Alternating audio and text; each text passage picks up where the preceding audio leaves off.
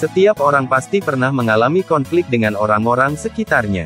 Pada dasarnya, manusia dilahirkan dengan sifat yang berbeda-beda.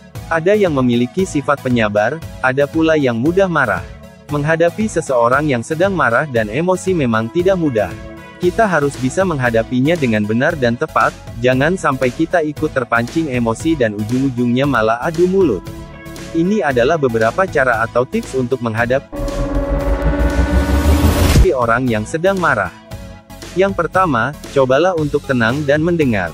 Biarkan orang yang marah untuk meluapkan amarahnya terlebih dahulu. Mereka butuh waktu untuk mengungkapkan perasaannya. Istilah lainnya adalah, beri waktu supaya asapnya keluar semua dahulu.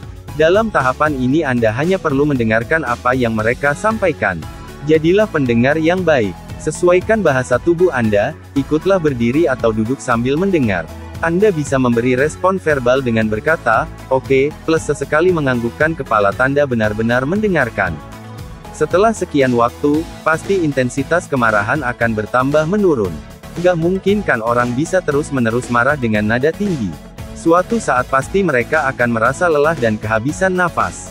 Yang kedua, jangan ikutan emosi. Ketika sedang menghadapi orang yang marah, ada potensi kita juga ikutan emosi. Jangan memperparah keadaan dengan ikut-ikutan marah.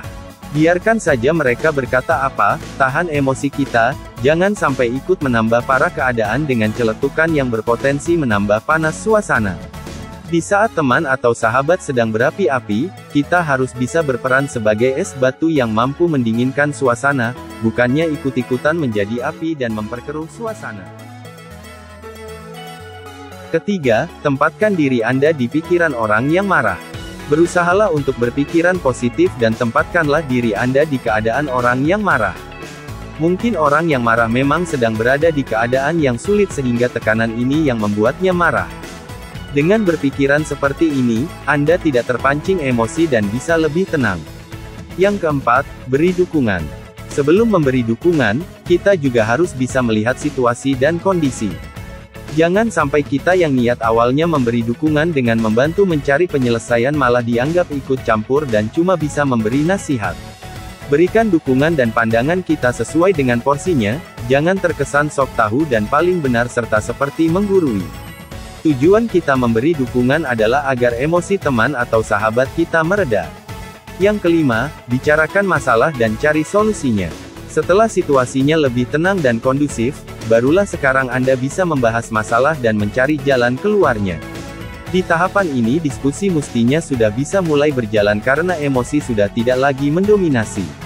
Pada awal-awal lebih banyaklah mengajukan pertanyaan-pertanyaan, misalnya, bisakah Bapak ceritakan dahulu kronologis kejadiannya?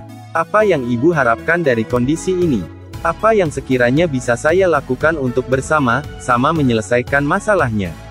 Setelah itu Anda bisa berdiskusi, mengemukakan pendapat Anda, dan bersama-sama mencari jalan keluar pemecahan masalahnya. Mohon dukungannya, like dan subscribe ZA Mode. Terima kasih.